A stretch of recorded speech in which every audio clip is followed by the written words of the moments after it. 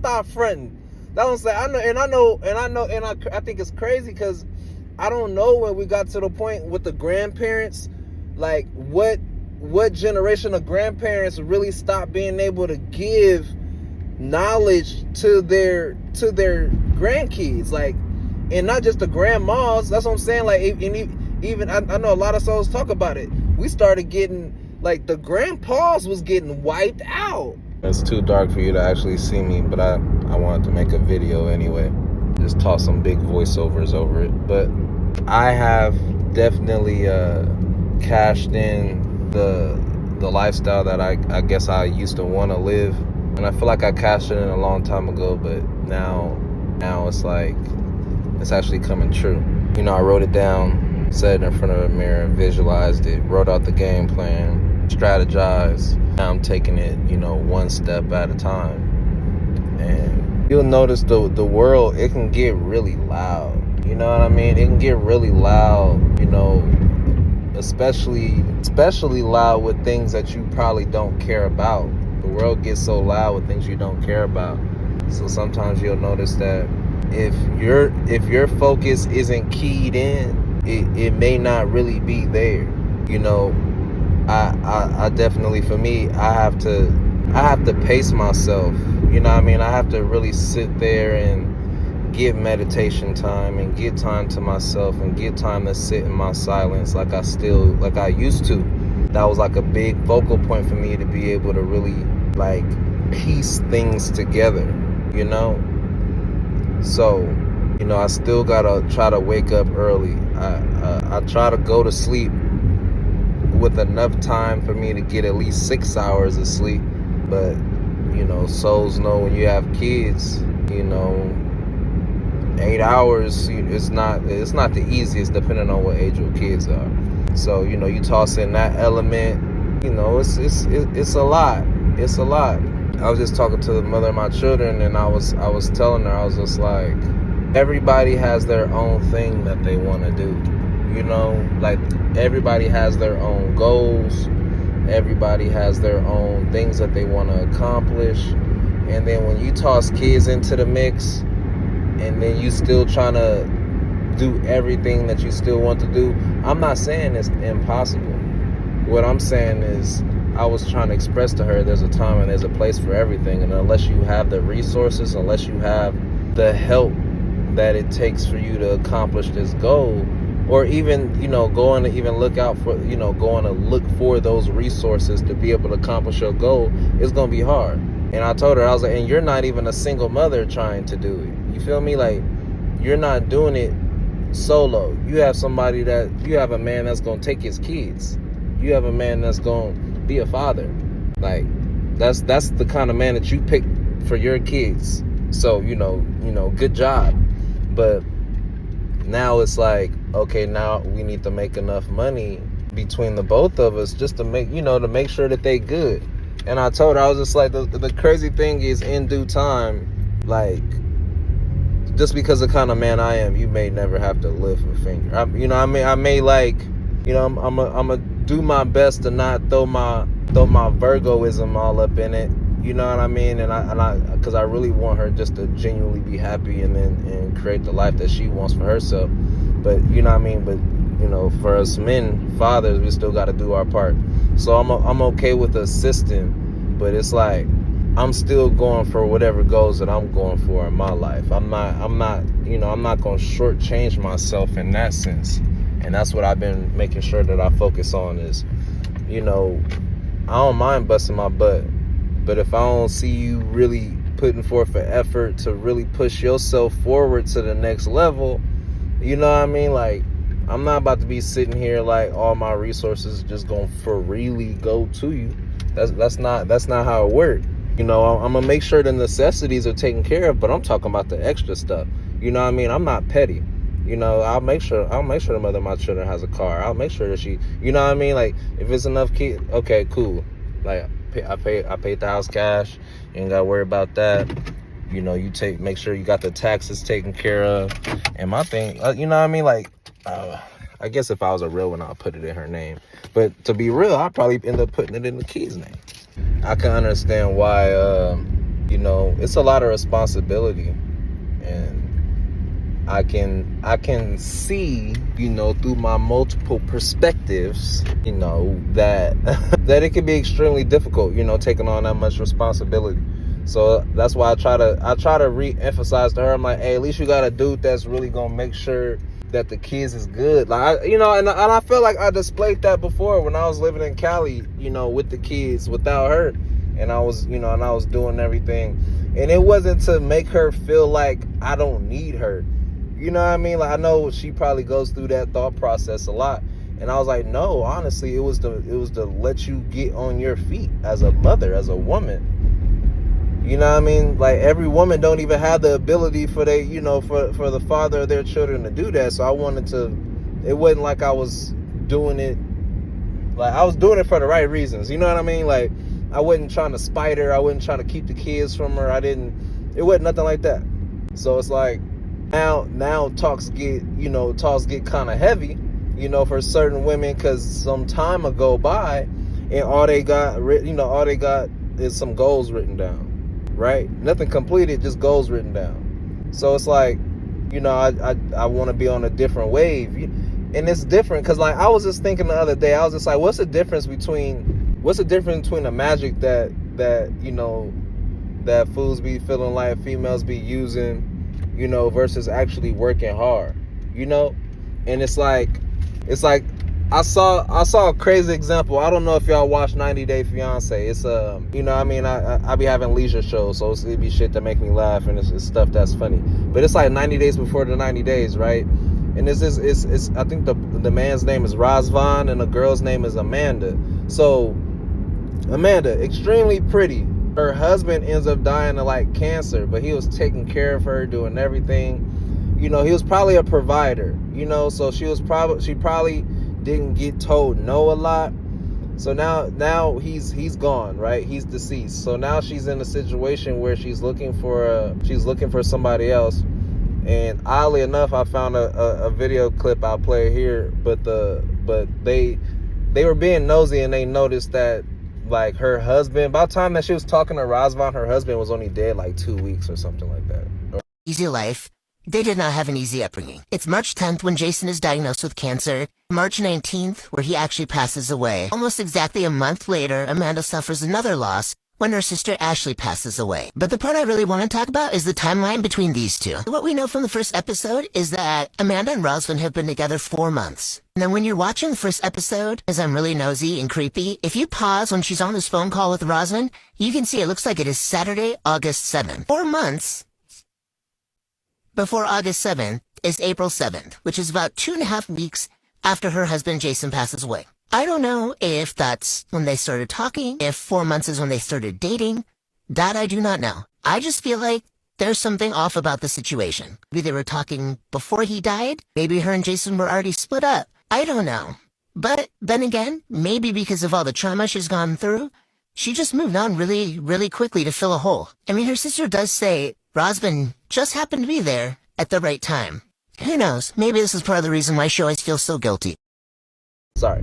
After she started talking to Razvan, her husband was already like off the planet for like at least 2 weeks. So it was just like, wow, because they were like, okay, like, we already knew you shouldn't really be in a relationship, but now this makes it like 10 times worse, because it's like, bitch, like, what are you doing? So I noticed just from watching the show that she's what I would deem a demon. She's a blood-sucking succubus demon. Like, she noticed another woman that was like as attractive as her, like, and you know, her boyfriend, you know, he was just friends with her. She didn't sleep with Razvan until she saw that Razvan hangs out with chicks that look as good as Amanda. You get what I mean? So like, that's wild to even think about. And I was trying to piece it together, but like I said, it's like she's a fucking demon.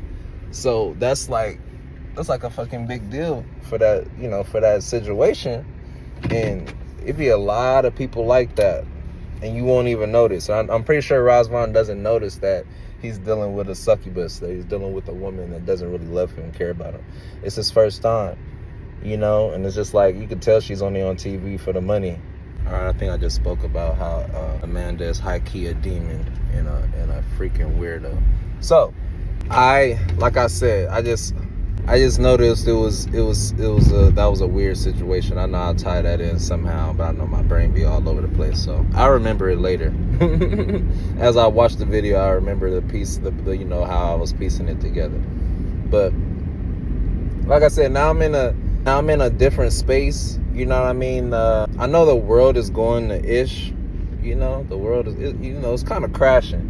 It really looks like it's the end of days, but that's not the point. The point is there's wealth to go get. No matter if it's the end of days, there's so much out there that we can go snatch up. Just takes a little consistency, just takes a little work, just takes learning a new skill. And we're going to talk about this every single day if I have to, until it blow. You have a gift if you really decide you want to use it. And it has nothing to do with using people.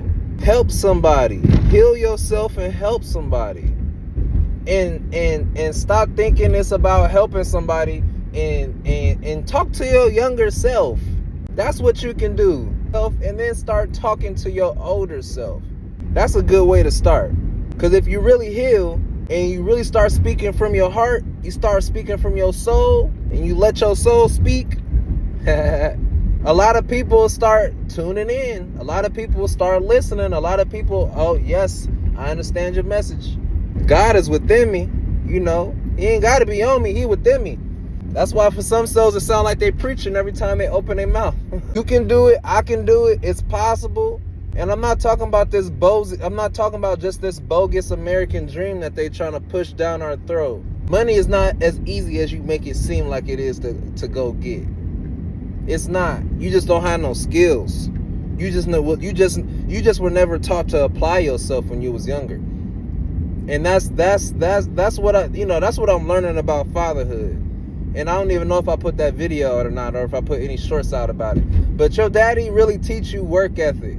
Your mama is teaching you a lot of life skills if she was taught some. Let's just get it straight. If your mama was taught something, she gonna teach you something. Grandma had a lot. Grandma knew a lot. Let's stop fronting.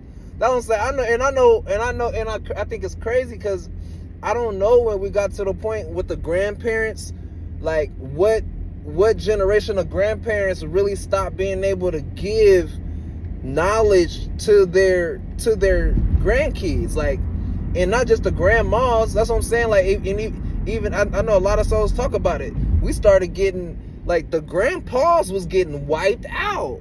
So then, therefore, their sons had no direction. They had no idea what the hell they were doing. No idea. They was going off of whatever their mother, whatever her knowledge level was. And that's what I'm saying. I'm not knocking anybody, but like I just said, like, if she had a grandma that wasn't really feeding her no information and was keeping life bland and couldn't go nowhere either, and her life was pretty much trash, she didn't give her daughter nothing.